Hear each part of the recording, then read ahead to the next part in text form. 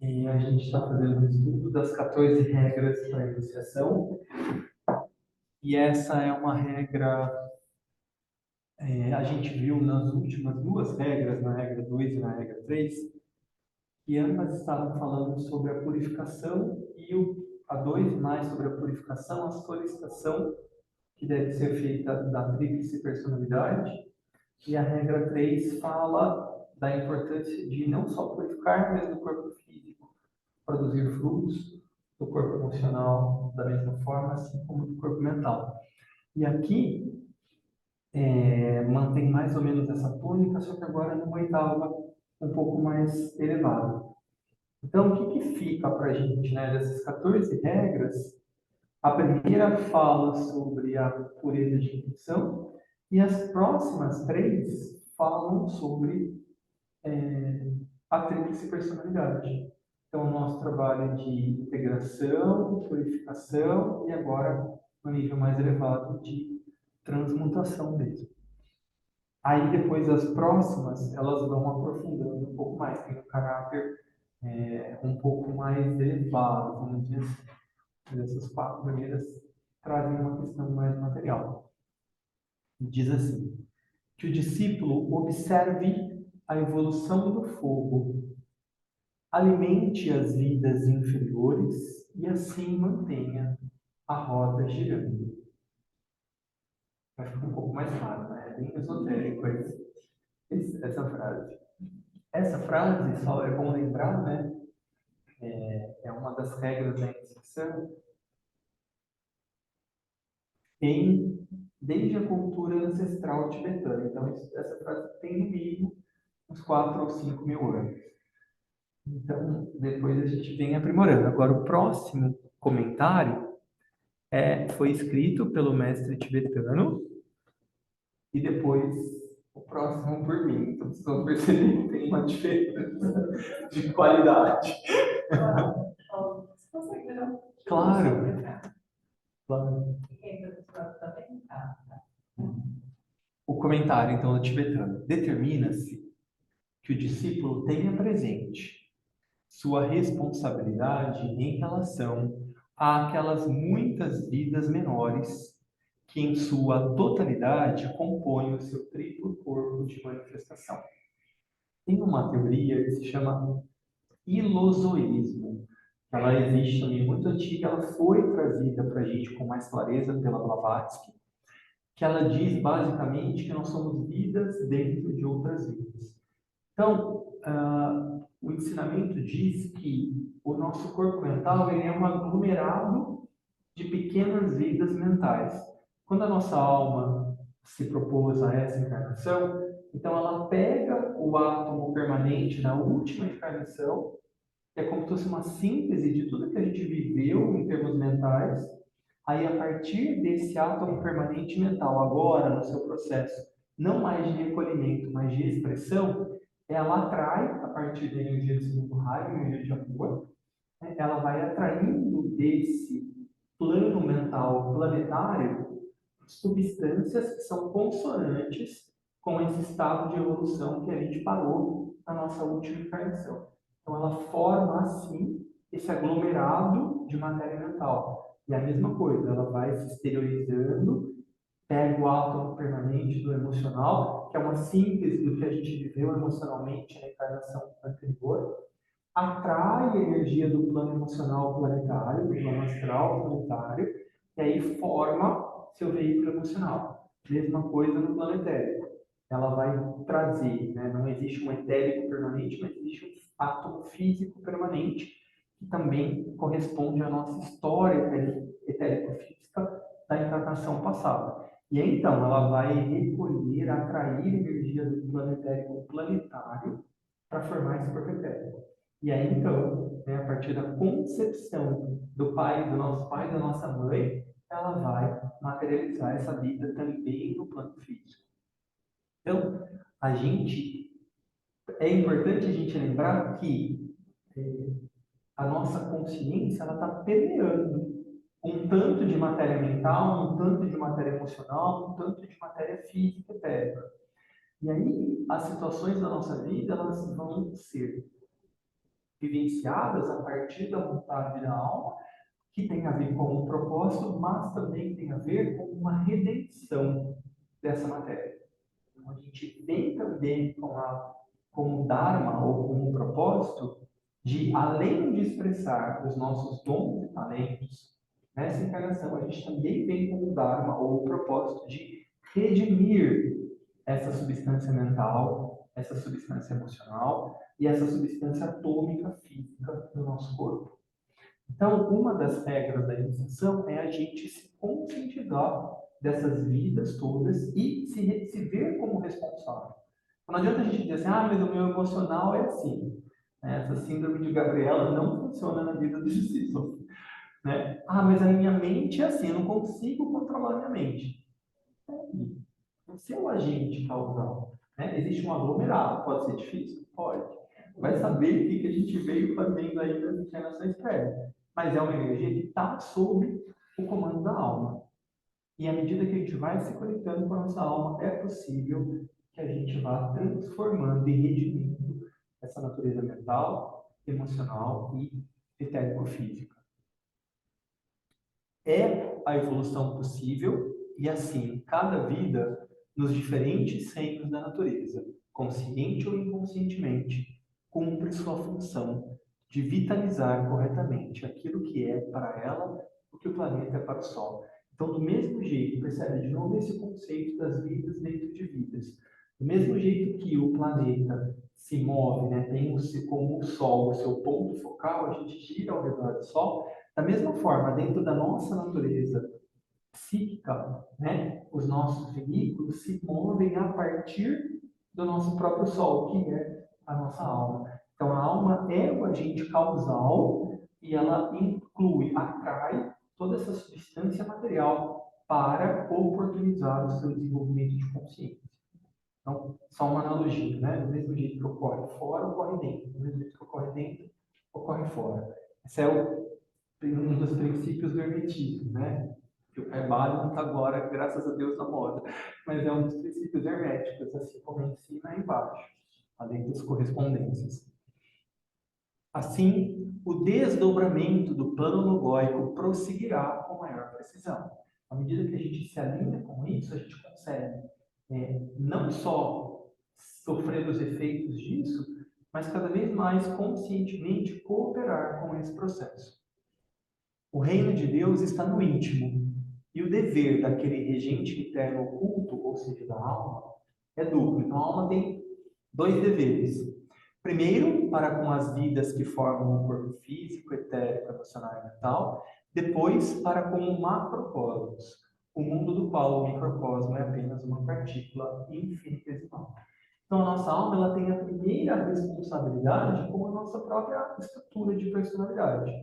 Aí, uma vez que a gente faça essa redenção, essa mesma matéria que hoje ocupa a nossa mente, o nosso emocional, o nosso corpo, ela poderá ser aproveitada, talvez por nós, em encarnações futuras, ou até, se a gente tiver, né, muito provavelmente não nessa encarnação, mas quando a gente concluir o nosso processo, que a gente passar por aquela grande iniciação, que é chamada de renúncia ou crucificação, que é aquela pelo qual Cristo passou nesse período que a gente está vivendo, que é a Páscoa. Então, sim, toda essa matéria redimida, ela pode formar outros corpos, ela pode inspirar outras vidas, uma vez que a gente tenha completado esse processo. Então, é tudo absolutamente integrado, nada é perdido nesse meio do caminho. Desde a nossa própria evolução, né, quando a alma recolhe esse átomo permanente que sintetiza a nossa experiência, é o que vai acontecer quando a gente desencarnar dessa vez. Né? A nossa alma vai sintetizar a nossa experiência mental, sintetizar a nossa experiência emocional, sintetizar a nossa experiência etérico-física. Isso fica guardado lá no nosso corpo causal. E aí depois ela fica em pralaia, quando foi o momento oportuno de encarnação, aí ela usa isso para fazer seu processo de descida.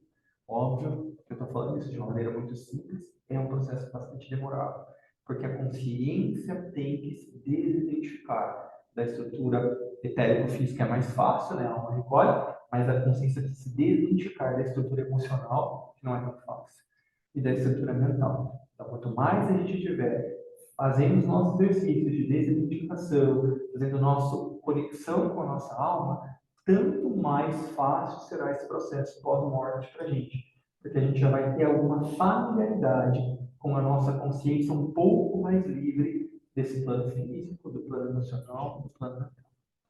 Tá? A quarta regra nos pede para nutrir as vidas. Essa é a minha parte. Tá? A quarta regra nos pede para nutrir as vidas inferiores, que são os três corpos de manifestação: mente, emoção e corpo. O objetivo é colocar esses três corpos ou vidas inferiores sob o controle da alma. Então, esse é o objetivo da regra e também o objetivo da nossa intervenção. À medida que as pequenas vozes dessas vidas inferiores são transmutadas, elas serão eventualmente substituídas pela voz clara e assertiva da alma. Quando a gente fala muito em vocação, vem de voz. Né? Então, qual que é o som, qual que é o tom, qual que é a voz da minha alma? Ela fica muito confusa ou obtusa em meio a tantas outras vozes, clamores da nossa personalidade. Então, quando a gente vai aquietando tudo isso, fica mais fácil da gente ressoar, construir um canal para essa qualidade da alma vir a se expressar. O sol ou alma dentro de nós se apropriará de seus veículos. E então, o que é criado nos três mundos inferiores, aqui ainda na nossa vida, mental, emocional e físico, é agora criado pela alma, que soa a nota a partir dos reinos superiores. Então, aquilo de novo, né? Não se trata apenas de um processo de purificação e de libertação. Pelo contrário, se trata de um processo de, claro que tem esse primeiro momento, mas o segundo momento é o mais importante, que é quando a gente de fato vai dar voz à alma. Então, quando de fato a alma pode usar a nossa mente para produzir luz aqui na matéria, com cultura, conteúdo, de informação, crescimento. É esse o objetivo. Não é sair daqui e ir para outro lugar. Né? Pelo contrário, é purificar para que a nossa mente seja útil para a expressão do plano da alma, para que o nosso emocional seja útil e seja como um cálice. O que é o graal? A nossa chakra cardíaco. Né? É uma expressão de amor aqui no plano material. Então, que a alma possa usar o nosso corpo emocional para expressar amor. Que a alma possa expressar e utilizar o nosso corpo físico para cumprir o seu dado, cumprir o seu papel. Então, de novo, né? A primeira etapa é purificatória. Uma segunda etapa, não. Aí é de expressão. Da gente fazer com que essa alma venha para espiritualizar o teto. Quanto mais a alma controlar as nossas vidas inferiores, mais seremos capazes de servir no mundo exterior. O macrocosmo, de uma forma que realmente beneficia a vida dos outros ao longo das linhas espirituais. Então, de novo, né? Se a gente pegar o comentário, primeiro, o dever da alma é duplo. Primeiro com as suas forças, com as suas vidas, e depois com o macro. Então, primeiro, purificar a nossa própria natureza, que é o símbolo da cruz, né? A gente está na Páscoa de novo, né? Primeiro a construção vertical e depois a irradiação horizontal. Como já vimos nas regras anteriores, há algumas sugestões de técnicas e pontos a observar. Então, na mente, podemos usar técnicas de mindfulness, pensamento positivo, discernimento, discurso correto, meditação, reflexão. No emocional, equanimidade, purificar e observar gatilhos emocionais através do autoconhecimento, trabalhar as nossas sombras para curar clivagens ou lacunas em nosso desenvolvimento espiritual, a prática da inteligência emocional, da comunicação não violenta. E por fim, para ajudar, é isso, né? E por fim, para ajudar nas vidas menores do corpo físico, podemos usar uma dieta adequada, exercícios respiratórios seguros, Hatha Yoga, que é yoga do corpo físico, e prática de exercícios físicos, além, claro, de uma boa higiene e alimentação. E aí, o último, a nossa responsabilidade. É importante observar que há vidas dentro de cada um dos nossos veículos materiais. E essas vidas estão sob nossa responsabilidade, desde o momento em que nossas almas decidiram vir mais uma vez à manifestação física. Então, de novo, né? Às vezes a gente pensa, no sábado a gente falou sobre o possível reaparecimento do Cristo, né? E às vezes, nas nossas próprias meditações, a gente tem uma atitude, se a gente não se observar, de querer não, que a alma faça o seu trabalho, né, purifique, tire o que, não, que está nos atrapalhando, ou ainda que a gente pede para alguém tirar um obsessor que está travando o nosso caminho, ou que a gente ouve muito esses discursos, né? Vai vir uma manifestação e vai limpar as pessoas. Sinto muito, mas não é assim que funciona a espiritualidade verdadeira do nosso planeta. Porque o processo todo é inclusivo. O processo todo é de incluir tudo isso. Então, do mesmo jeito que a gente não deve pedir para a nossa alma simplesmente tirar as nossas sombras, a gente deve olhar para elas, se responsabilizar e reintegrá-las, o mesmo vai acontecer com o nosso planeta. O futuro instrutor, ele não vai tirar ninguém do planeta, ele vai, pelo contrário, incluir. E aí o nosso papel é ajudar nesse processo de orientação, de inclusividade, de trazer mais informações, mais luz, mais amor, para que toda essa vida planetária seja incluída e possa então ser um passo mais adiante redimida. Importante a gente pensar isso, senão a gente também terceiriza esse processo que não tem jeito. É feito na caverna do coração. Cada um com as suas próprias sombras, cada um é responsável pela matéria física, pela matéria emocional e pela matéria mental que a gente reuniu dessa vez. Então, a gente possa ter responsabilidade sobre isso.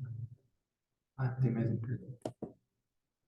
O fogo, porque fala lá na regra, né? O fogo, ele é sempre ascendente. Se a gente for pensar, por exemplo, uma água, né? A gente joga uma água, ela se espalha no horizontal. O fogo não. O fogo recolhe o oxigênio, o seu combustível e some. Né? Então, ele é muito simbólico em todos os rituais espirituais, porque ele tem essa capacidade de ascender. Sua chama aponta para cima, o que manifesta a sua natureza espiritual. O fogo molda e forja até os metais mais duros e densos. O fogo transmuta, modificando a natureza da forma. A ação do fogo em nossos corpos materiais promove uma verdadeira mudança e liberação da sua natureza, não deixando resíduo ou registros. Aí eu citei esse trechinho que está no Gênesis 3, né? Do pó viestes e ao pó retornareis. O que é isso, né? Citando uma outra passagem bíblica, para a gente finalizar, quando o São João Batista estava batizando as pessoas, ele dizia, né, ele batizava no Rio Jordão, e ele dizia: aquele que vem depois de mim não vai batizá-lo na água, e sim com fogo. E esse é o caráter iniciático, né? Esse é o caráter do batismo do Cristo, do batismo iniciatório. Na água, se você está tomando banho, de novo, né? Você está tomando banho e tal, o que essa água faz? Ela limpa o nosso corpo. Mas essa sujeira vai para onde? Vai para o ralo, ela vai para algum lugar, ela vai para o rio, ela vai para algum lugar. Ela não sai, ela saiu de mim, mas ela está aí ainda, presente em alguma medida. O fogo não. Né? O fogo, quando ele queima, ele não deixa nenhum resíduo. Ele transmuta completamente qualquer tipo de falha, de resíduo, de qualquer substância material. Então, quando a gente pensa no batismo do fogo, a gente pensa nessa nossa, de novo, eu não quero que alguém me limpe ou me tire. Eu sou responsável por tudo que acontece no meu mundo psíquico. Então, eu vou precisar transmutar toda essa realidade interna. A cremação tem uma Tem. um fundamento. Ela é um símbolo disso, né? Esse tipo de cultura mais profunda, né, iniciática, espiritual, ela nasce na Índia, no Nepal, no Tibete, onde esses hábitos são frequentes. O fato de cremar o corpo, na verdade, as cerimônias de cremação, elas tinham esse intuito. Não significa que se a gente cremar o nosso corpo, a gente vai fazer esse processo de forma geral, no nosso veículo emocional, nem no nosso veículo mental. Isso não vai acontecer. Também, de novo, seria mais fácil uma terceirização, então esse processo é interno. Mas ainda assim, ela faz isso no corpo físico. Então, pensando em sustentabilidade do solo planetário, é o mais adequado. Mas isso é uma escolha muito íntima, pessoal. Vamos polemizar aqui. Alguma dúvida? Alguma questão? Algum comentário? Comentar Claro. bom, isso aqui. Você falou do Hatha Yoga, que é a yoga Aham. física. E a yoga do mental tem outro nome. Raja. Raja. Raja Yoga é meditação. Basicamente, assim, com o passar do tempo, né, com o passar dos milênios, isso tudo pode ser aperfeiçoado. A Hatha Yoga surgiu no nosso planeta na raça lemuriana, que cuidava do corpo físico, tinha como base o corpo físico. Hoje é possível, se houver um instrutor mais consciente de yoga, utilizar a Hatha e também a Raja. O que a gente percebe mais ou menos é que tem uma observação da Hatha, e aí no final, às vezes, tem alguma prática de, né, de mais um relaxamento e tal. Né? Se a gente unificar o Hatha, os movimentos do corpo, que são extremamente saudáveis, com a prática de Raja, né, a gente pode entender que a Hatha é uma preparação para a Raja Yoga, o que às vezes não acontece, né? Às vezes acontece só uma parte, essa parte preliminar. Também porque é uma questão, né, do que cada um busca, né? Mas elas estão conectadas. Tem ainda a Agni Yoga, que foi trazida para a gente por um casal russo, Helena Horish e o Nicholas Horish, que era um casal bem iluminado, inspirado pelo Mestre M.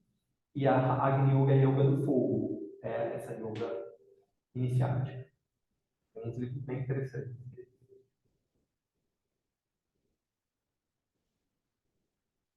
Podemos? Podemos. Vamos parar aqui então. Obrigado pela atenção.